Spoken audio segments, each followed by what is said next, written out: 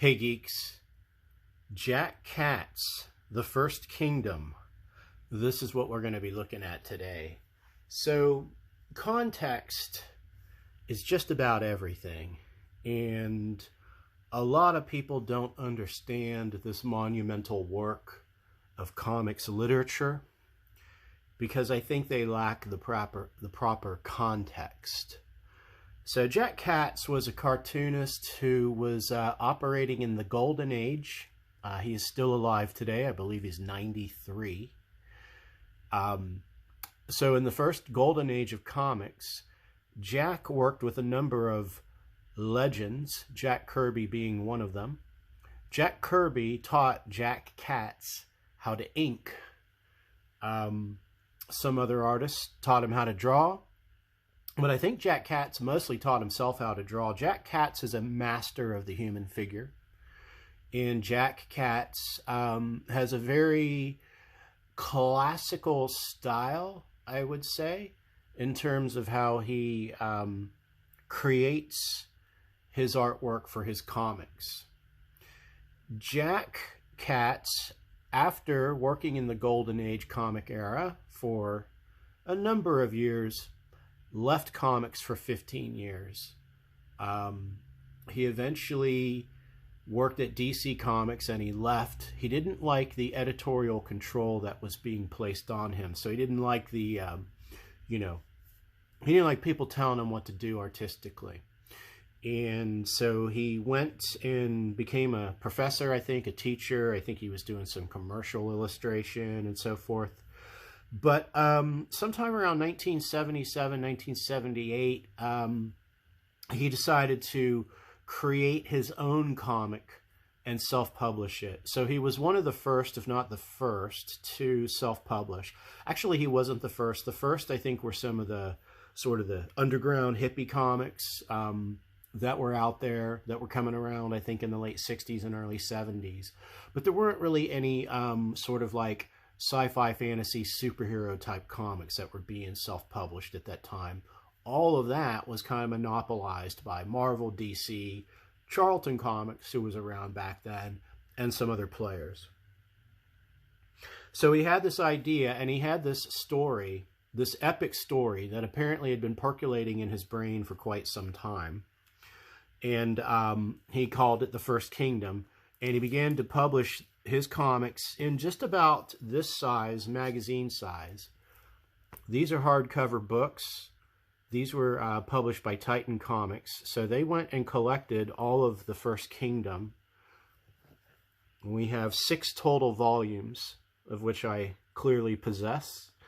But today I'm interested in volumes 1 and 2 because I started reading these. Now, when I was a kid back in the day, I would see these on the news, not the newsstand, but on the comic book stand of the direct market comic book shop in my neighborhood. And I would open them up and I would be like, oh, wow, these are kind of intense. All of his artwork is in black and white. And there is a word used to describe these comics, and that word is dense. They are dense artistically and dense thematically, as we will see. Katz possessed a Homeric approach to storytelling. Homeric in terms of the Odyssey by Homer and the Iliad. I think he was he was definitely influenced by a lot of mythology, a lot of science fiction. And so he combined those elements along with cosmology and religion and historical patterns and civilization and human nature. All of that is in these books, and probably even more. Themes of morality, scientific and genetic morality, technological possibilities, artificial intelligence, man's place in the universe, man's place in relationship to gods, man's place in relationship to nature, man versus God, man versus artificial intelligence, These are concepts that this guy was writing about in 1977, 78 when he started this series. I don't know of any other comics that were addressing those themes that consistently at that point, or even prior to that. Kirby was doing it in some of his comics for sure, but not in a consistent title, and not in a environment where Kirby had complete editorial freedom. Here, Katz, because he's self-published, had complete artistic freedom, which is what makes this book a standout.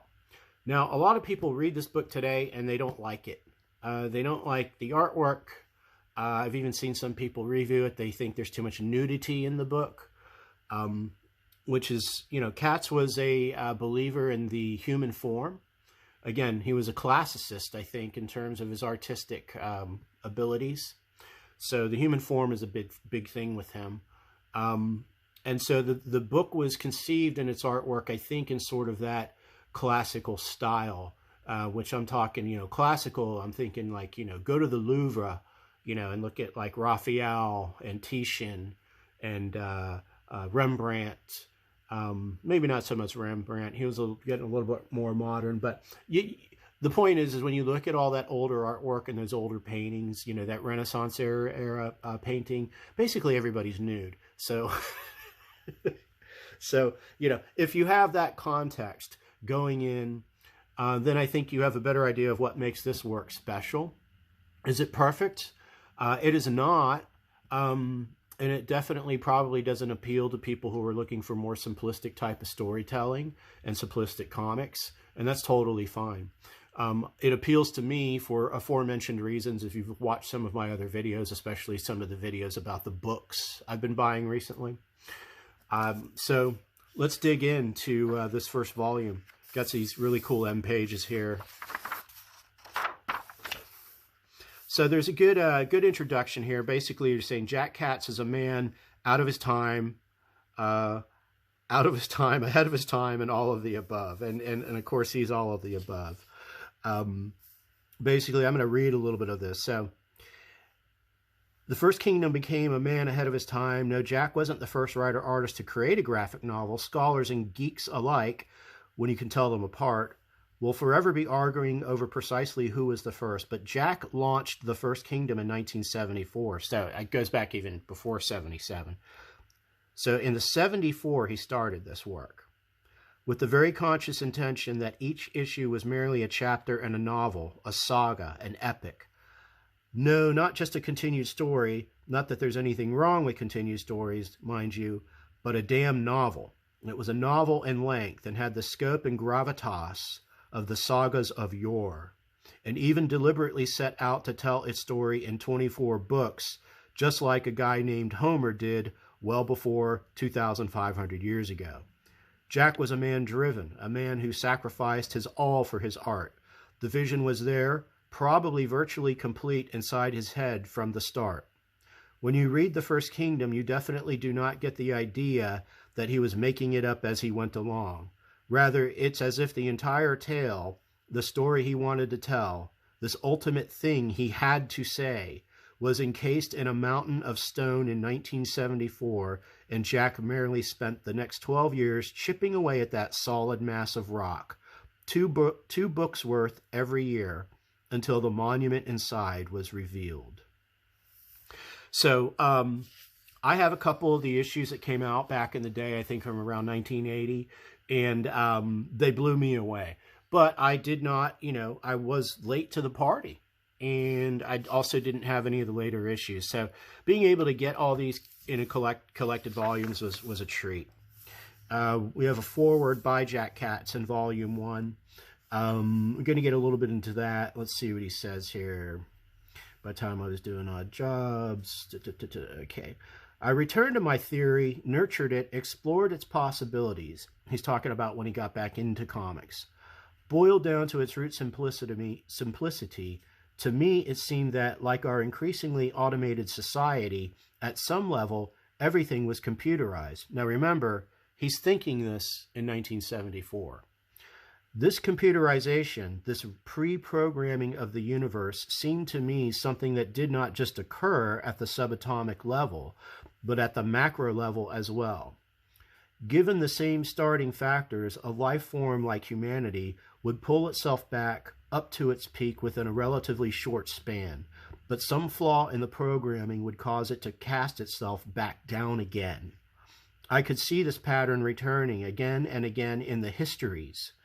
I read both ancient and modern, and it was this pattern and how the flaws in the programming could be avoided or purged that began to intrigue me further. There were, it seemed, two ways to explore such an insight: academically, coldly, to a limited audience, or to explore this theme in the context of a visual narrative with broader and perhaps more lasting appeal. Once again, comics called to me, and this time their voice was more insistent. The First Kingdom began to take form. Jack Katz, March 2013.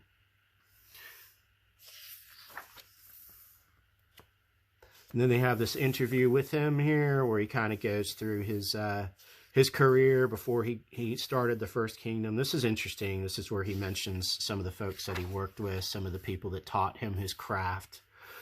Sergio Aragonés, Jack Kirby. Let's see if there's any. Oh, Will Eisner, another legend, an absolute master. Jerry Siegel, the creator of Superman. This guy learned at the feet of the masters. Okay, and then he went on to create this massive story. So the comics have an unusual format. If you notice, this is the very first page of the very first issue. He doesn't use traditional panel gutters like, in other comics. It's not like, it's not like something like this where you've got plenty of space between the panels. This is Tom Strong, by the way. Here, it's all just meshed together. And I think this is where the idea that these comics are dense comes into play. Because, there's a lot of words. He doesn't use dialogue balloons like traditional comics do. So he's getting this big, bold, grand ideas across. And at first he starts out with this sort of compressed format. The artwork is fantastic through the entire thing. And essentially the story is, stories. There are multiple plot lines and there are several characters. But essentially this first volume has to do with in the beginning, which is actually not the beginning, but in this beginning, there was a nuclear war on Earth, and it smashed humanity back to the Stone Age. And so from that, the survivors began to reorient themselves and deal with the mutations of the animal life and so forth that were inhabiting the Earth. So you have a scenario where you've got basically a sword and sorcery type of situation on planet Earth. A recurring character is the Oracle. The Oracle appears and he sort of guides history to a certain extent. So the main character, Tundran, who is a young hunter and warrior, comes across a woman and her brother who are survivors. They fall in love. They eventually give birth to a son. They create basically the First Kingdom, which is an empire, a civilization. But they are at the whims and forces of the gods on high, and the gods basically act as Greek-style mythological gods. So they're dabbling in the affairs of mankind in order to sort of have things go their way. And they in some instances will procreate with the mortals, but they will also admonish and discipline the gods within their own ranks for violating certain laws and so forth. There's sort of a hell type of area dominated by this individual. Gods who are bad can be sent to this place. So there's a lot. I mean, there's so much plot in here. I can't even get into all of it. I'll try to hit on some of the higher level themes. But that's basically, you get this introduction to these characters, these different gods that are meddling, and then you get to take a look at some of this, you know, amazing, ornate, black and white artwork that Katz is known for. So he did all his own artwork, all his drawing, all his inking. The lettering has been redone. In the original comics, they were kind of typeset. Actually, they didn't look that good. So that's one improvement they've made to reissuing these in these collected volumes. So what ends up happening is what they end up learning is that, or what we, the reader, end up learning is that there's more to the story than the nuclear war. So prior to the nuclear war, another band of humans were traveling the starways from a different planet.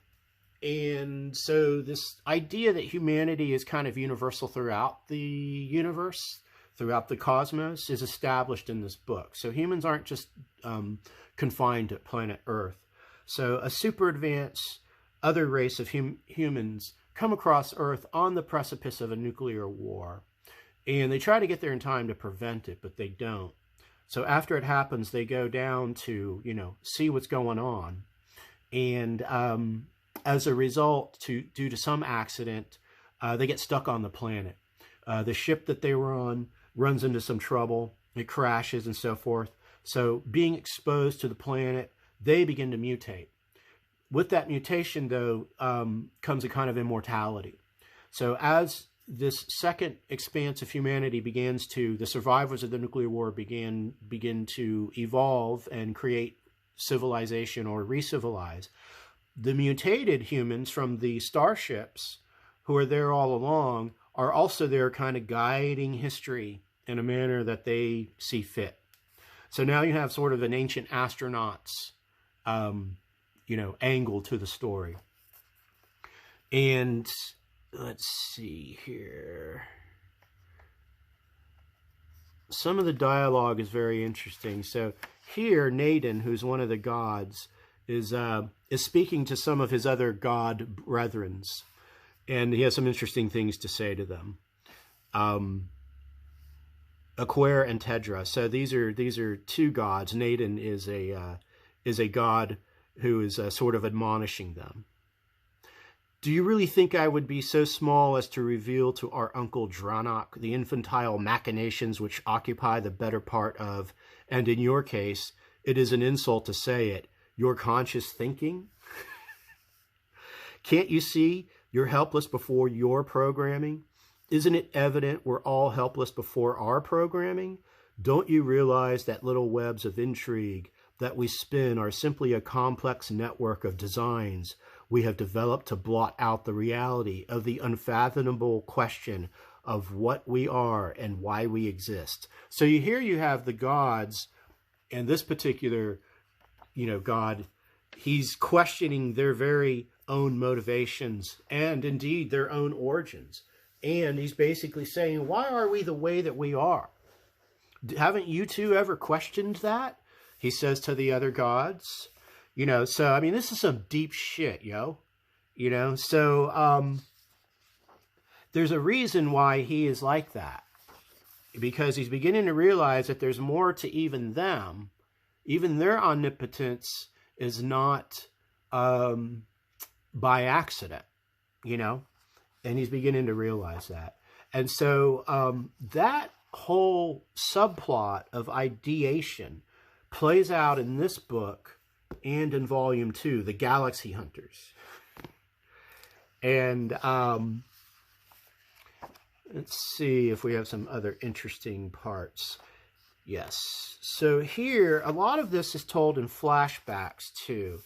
So these two individuals who are in love, obviously, they are the people I was speaking about that were on the advanced starships before the nuclear war on Earth. And so this guy is basically remembering how his life was with his beloved before they reached Earth and before they were stranded on Earth and became mutated. And so a lot of the story is told in flashback memory of humans, of gods, of these advanced technological humans who are now kind of, mutated on planet Earth. So you have these shifting, time frames in terms of the storytelling, which is, usually a technique that masterful storytellers can pull off. And I believe he does in this book. 2 volumes in, and I'm not as confused as I thought I would be, given the number of characters.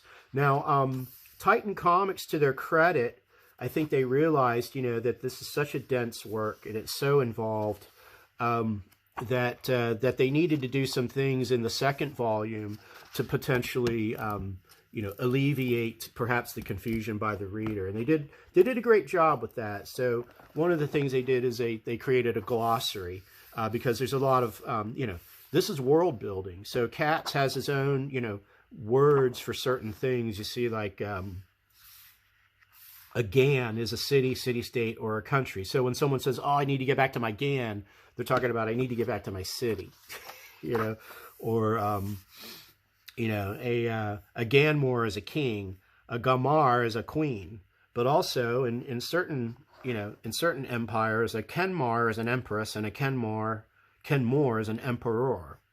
The law of Syntrion is the transferring of the spirit of a god to an unborn mortal. So this is one of the storylines. One of the daughters of the main god gets out of line. She tries to seduce Tundran, this guy, and that violates the rules. So instead of sending her to the hell realm, they invoke the law of Syntrion. So she's reborn as a mortal woman, and that occurs in the second volume. They also did a good job of giving you the characters in the second volume, so at least you kind of have a working idea. Now, some new characters appear in the second volume. The most interesting is the intellect, okay, which is a play on the word intellect, obviously. So the intellect, I thought was a really cool character. So the intellect were developed by the super advanced human spacefaring race, and the intellects are cyborgs that were built to basically consume all of the knowledge of the super advanced humans. The super advanced humans in space went to war with themselves over the creation, or at least the direction that they wanted their perfect cyborgs to take. The cyborgs on their own began to create their own capability to reproduce with humans, but also to essentially, their directive was to fulfill the good of humanity, to propel humanity to newer heights of awareness, both scientifically and cosmically. But they outgrow that directive, and they convince one of the admirals to go along with that directive. And so they create their own cyborg, who's kind of a human hybrid cyborg. And what ends up happening is now they become key players. And I don't want to give spoilers away here. But they become very, very key players also in the destiny of humanity after the apocalypse and after the establishment of the First Kingdom. And so a lot of that is told in flashback. And, Katz does a really crazy job of doing, like, spaceship, work. I mean, just the detail of his drawing is astonishing. This is interesting, too. So you can tell the artwork, I think, kind of begins to open up in Volume 2. And, at this point, he's getting into, like, 1979, 1980 with the story. And he gets to a point where one of these issues, one of these couple of issues, he basically starts telling the stories in full page, And so he's just jumping from one scene and group of characters, full page, like this, or 2-panel, one from the other. And he's doing that consistently. And you don't see that very often in comics. That's highly unusual. So again, you know, that's not something that an editorial director would allow. Marvel, DC, they'd be like, you know, no, you can't do that. That's, you know, but Katz is running his own show, man. You know, this is self-published. So, and he starts doing it more and more frequently in this issue. You can see here. And this is, I forget what book it is, but I think it's book 10. Anyway, but yeah, so now you're just getting these, just every page is just this massive work of art, you know, and it's just kind of jumping from one idea. Each page is sort of introduces a new theme, a new wrinkle in the plot that affects the history and the mythology, and brings up all these questions of, you know, humanity and morality and technology. But anyway, back to the intellect. So the intellects, let's see, vaults were bored into the ground and thousands of sperm banks erected. These would not be reactivated until 100 years after the war was over. So during the war, they create these guys to oversee the seeds of humanity, because humanity, which is fighting amongst itself, realizes that they might go extinct. So the intellects then, they oversee the birth of the new, you know, wave of humanity. Now, this is flashback memory. This is taking place not on Earth, but way out in deep space with another group of humans who eventually make their way to Earth. Yeah, so again, yeah, we're playing with some really, you know, heavy concepts here. But the children die. So the experiment did not go well. So the intellects basically shut down because their role has been fulfilled. Now, they hold all of the knowledge of the super advanced human race. However, one of them is programmed to remain alive in hopes that another advanced human race will come his way. And indeed, that does happen. And so one of the main characters who is on Earth is telling this in a flashback, how he comes upon this intellect individual, this supermassive smart cyborg. What does it say? Besides the ultimate knowledge you are to receive, there will be augmented to that special wisdom. For among the scientists who composed my being, this is the intellect speaking, there was one, Adine by name, who knew everything that would occur and planned and programmed me for this moment. You will also have the gift of prophecy, the capacity for testing for leaders among humans and cyborgs, and anticipating fate. Are you prepared? And he says, yes. So this individual, he becomes the oracle, the old man oracle, that sort of guides the main characters in this book, or the main two characters. He starts telling them things about their future, how they're going to get together and have a child and get married and create, you know, this beautiful kingdom and have a son that they will never see, though, because after the son was born, they were murdered in an uprising, and the son was whisked away to be trained to become the Kenmore of Mornigan again. So, you know, he lays that all out in front of them, and they're like, oh, no, that'll never happen. That'll be fun. So that guy in the past, by the intellect, was set up to be the oracle on Earth. This sort of, you know, he's got this sort of Buddha appearance. He kind of appears in, you know, bathed in light and so forth, you know. So he's not a cyborg, but he's a very augmented, almost near immortal, incredibly wise and prophetic seer, you know, who is now, this is him, this is how he appears. And here he's appearing to the son of Tundran, and Nettlin, I think, was his wife. So he's going to be the future ruler of the earth, or at least that's what they're trying to do, is move him in that direction. So hero's journey abounds in this story, hero's arc for a number of people. You've got characters that are, you know, truly evil and represent evil and are straight up about that. You've got others who are in moral shades of gray, and you got others that are straight up good.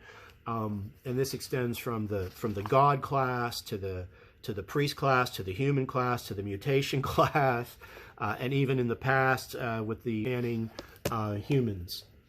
Another interesting facet of the second volume, the Galaxy Hunters. So the aforementioned advanced humans come across another race of advanced humans known as, they call themselves the Galaxy Hunters.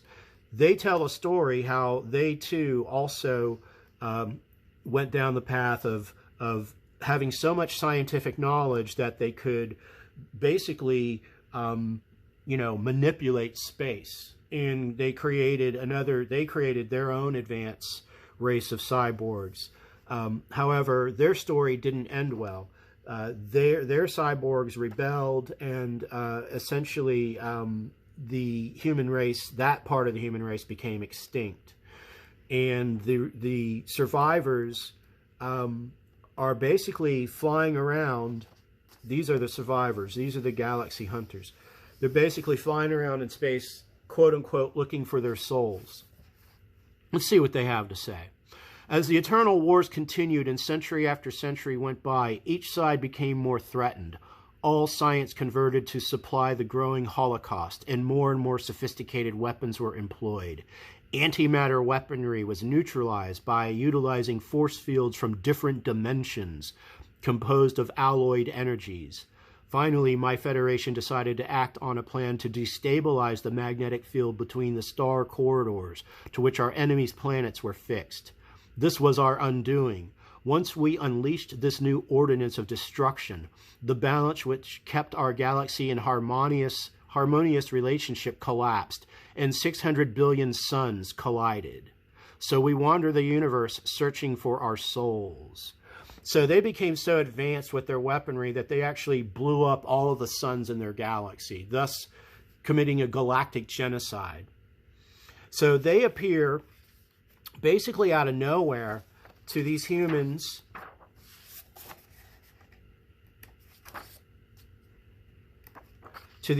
here who are working on their own super cyborg project, and they essentially appear as a warning. Although I found it interesting because the Galaxy Hunters, they say they appear without their defenses even knowing it. Like none of their alarms go off, and then they kind of just show up on the bridge of their ship as if they're phantoms or ghosts or apparitions.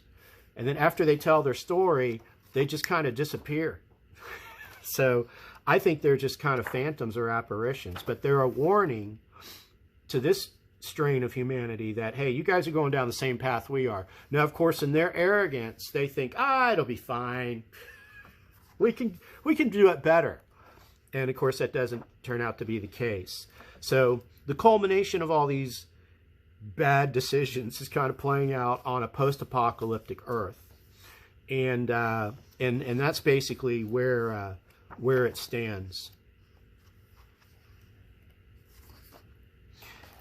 So the other thing I like about his artwork is how he draws his technology, like these, control panels and stuff, and the spacesuits and everything, and the ships. I mean, it's almost abstract. It's just so detailed, and you get a look at some of his sketchbooks, his back matter in these, which is cool. So he's a very ornate, draftsman, without a doubt. And I think, he would basically pencil something like this, and then he would ink it so that you would get to,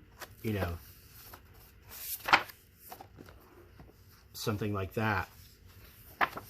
Looking for like a close-up of somebody's face. Yeah, I think that might be the same character, something like that. So, very precise penciler, very precise inker. And I think this, I think it works well in black and white. It can be a little too much. After I've been reading it for a while, I got to kind of put it down and look at something traditional like this, which has some color in it, So one of the other things that caught me off guard was in volume 2. As I was reading the foreword to volume 2, now the foreword in the first volume was by Katz himself. And in this foreword here, I'm going to read a little bit of it. The 24 sections of the First Kingdom, a parallel to Homer's Iliad and Odyssey, took Katz 12 years of hard work, valiantly supported by his wife Carolyn. The stark black and white graphics of stupendous detail and beauty set the epic apart from anything else coming from the pen of a comic artist. Once he was free to create without the shackles and blindfolds of editorial management, he set up the foundation for the first great graphic novel, inventing both a new medium and a new literary genre. The First Kingdom is erected on panels of growing sophistication as the story progresses, the naked bodies showing every muscle and every expression from tender love to greed and jealousy and fiery rage, as the crowd of gods, cyborgs, and crawling humans, with the occasional elf, strain towards the creation of a future universe. A great saga unfolds, a tapestry of epic proportions. Its inspiration springs from a forgotten post-war America of the 50s and 60s. So why is the impact of Katz's interrogation so urgent, so relevant to our own century? It asks where our religions come from, what evolution is, and why humans are so easily distracted from the plagued questions of our existence, plunging again and again into disastrous wars. Others have pondered these issues in comics, in literature, in academia, in movies, but the creatures of the First Kingdom and their thirst for survival are pushing us farther. They force us to break out of the doomed cycle of scientific progress that condemns mankind to repeated conflicts of increasing cruelty. They question the abject terror of the great void above us. They even challenge superstition and death, while the cosmic gods watch, helpless or disdainful, grandiose or meek, as fake and pitiful as humanity itself, until new visions of greatness are debated in the great hall of Mornigan to fuel the hopes of the spacecraft of a new humanity. Written by Jacques Vallée, computer scientist, astronomer, award-winning author, recipient of the Jules Verne Prize. Jacques Vallée is one of my intellectual heroes. I think Jacques Vallée will be known as one of the greatest figures of the 20th and 21st century. He also is still with us, thankfully. I believe he is 82 or 83 now, and still very active in his pursuits. You go ahead and do an internet search on Jacques Vallée, and you can read more about why he is such a remarkable human being. That he wrote the foreword, and when I began to read the foreword, I didn't look down here to see that he wrote it. I didn't see that till I finished reading it, because I was reading this, I was thinking, wow, what a really good foreword. Like, I was thinking maybe it was like a comic book person that wrote this, and when I saw this, I was very thrilled actually with that. Here again, you see some of the detail of the space stuff. Let's find some more of this space stuff. You see these astronauts. He has a way with the lighting too, you know, and the way he draws the interiors of these ships and stuff. It's wild stuff. The way he draws mountains and these backgrounds and so forth too is also very precise. Very, you know, I'm trying to figure out. I mean, he definitely uses pencil, but I think a lot of this is ink pen too. When he inks it, I think he uses a combination of very fine ink nibs and brushes, but some of it really looks like micron ink pen to me, like technical pens and stuff. Some of this stuff is so ornate.